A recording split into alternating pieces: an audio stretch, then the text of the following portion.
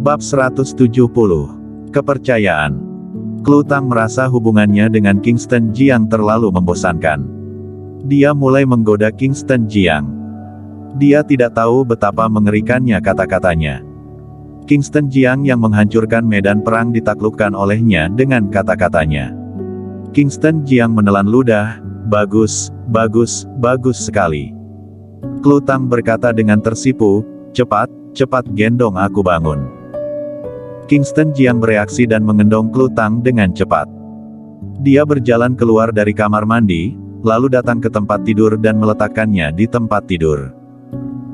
Sementara Klu Tang langsung menarik spray untuk menutupi tubuhnya dengan wajah tersipu, dan berkata pada Kingston Jiang sambil tersenyum sedikit, sudah larut, tidurlah.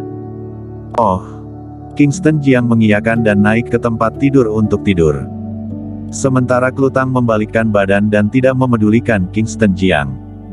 Dia menyalakan api dalam Kingston Jiang, tetapi tidak memadamkannya. Kingston Jiang merasa tidak nyaman, jadi dia menahannya dengan paksa dan tidak mencoba memaksanya. Malam berlalu dalam diam. Keesokan harinya, Kingston Jiang bangun sangat pagi. Sementara Klu Tang masih tidur. Kingston Jiang datang ke ruang tamu kamar Presiden Suite, lalu mengeluarkan ponselnya untuk menelepon James Huo.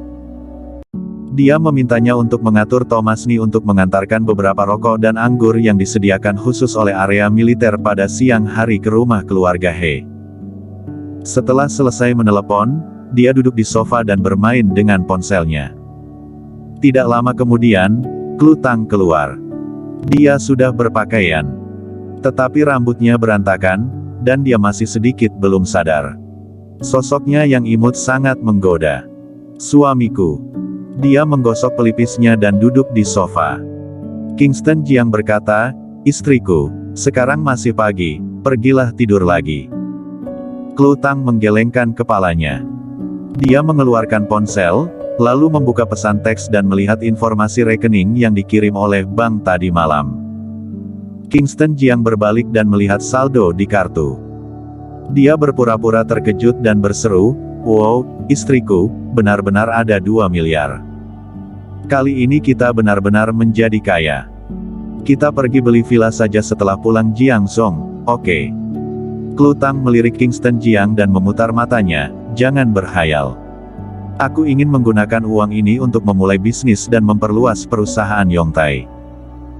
Dengan 2 miliar ini, perusahaan Yongtai dapat berkembang dengan cepat. Suamiku. Iya. Apa kamu tidak ingin tahu kenapa keluarga Su bisa memberiku uang?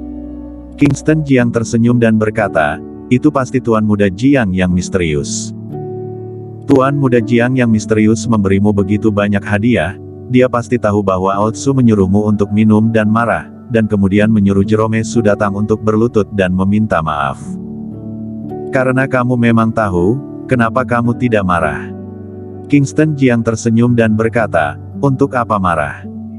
Bahkan orang-orang besar pun menyukai istriku, itu menunjukkan bahwa istriku sangat hebat. Itu adalah berkat dari 3 kehidupanku untuk bisa menikahimu. Aku tidak sempat untuk senang, kenapa aku marah? Klu Tang memonyongkan mulutnya dan berkata, jika kamu tidak membuat sedikit kemajuan, aku akan menendangmu dan pergi mencari Tuan Muda Jiang yang misterius. Istriku, jangan, aku sudah sangat termotivasi. Aku bahkan telah menemukan pekerjaan. Ngomong-ngomong, aku belum memberitahumu di mana aku bekerja.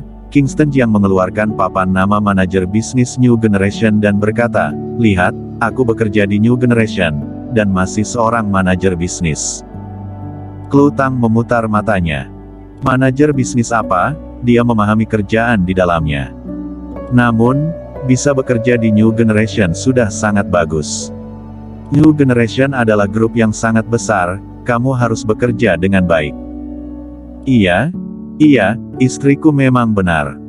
Aku pasti bekerja dengan baik, istriku, bisakah jangan menendangku? Klu Tang memonyongkan mulutnya, itu tergantung pada penampilanmu, aku akan pergi merias wajah.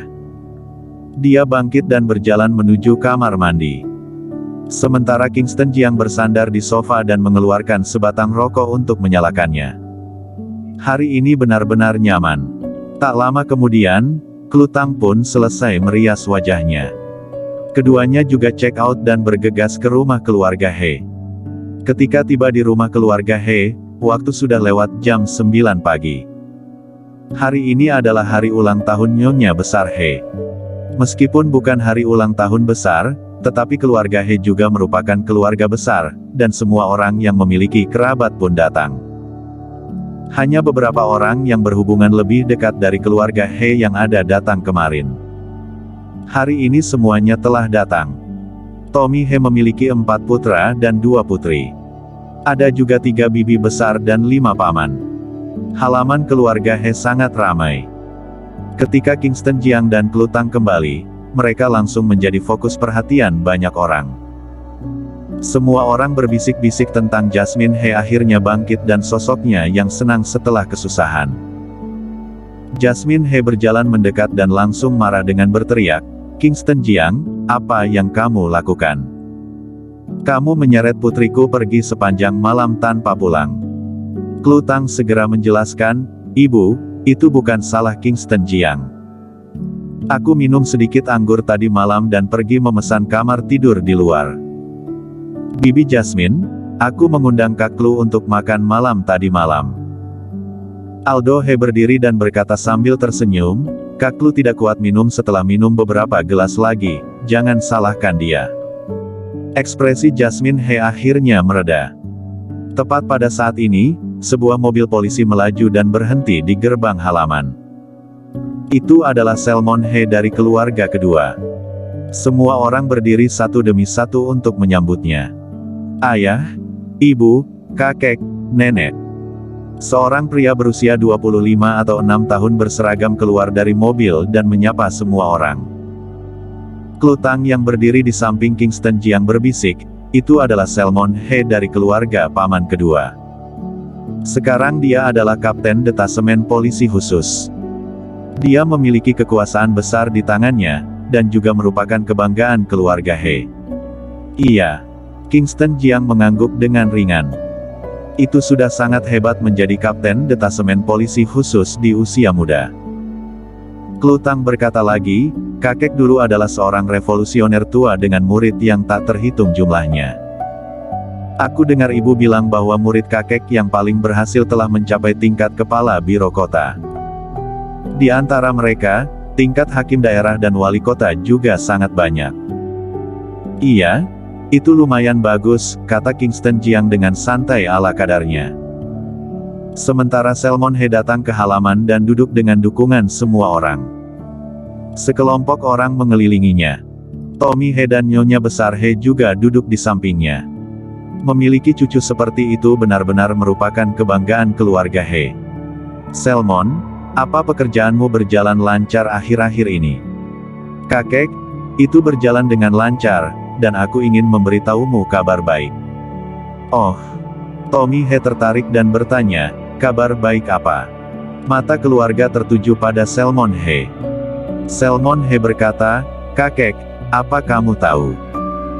Raja Xiaoyao akan membentuk pasukan operasi super khusus dan memilih 10.000 dari semua area militer dan puluhan juta tentara untuk melakukan pelatihan khusus selama 3 bulan, dan pada akhirnya yang menyelesaikan pelatihan akan menjadi pasukan tim khusus. Sementara kepala instruktur pasukan tim khusus kali ini adalah, kakek, kamu tebak siapa?" Salmon He sengaja memintanya menebak. Tommy He bertanya, "Siapa? Mungkinkah Raja Xiaoyao yang melatihmu secara pribadi?" Saat mendengar itu, Nyonya Besar He tersenyum hingga tidak bisa menutup mulutnya. "Salmon, kamu benar-benar membanggakan keluarga He, kamu bahkan bisa bertemu dengan Raja Xiaoyao." Salmon He menggelengkan kepalanya dan berkata, "Kakek, nenek, bukan Raja Xiaoyao, tetapi naga hitam, komandan utama Belantara Selatan, naga hitam yang tertutup lebih dari setahun lalu."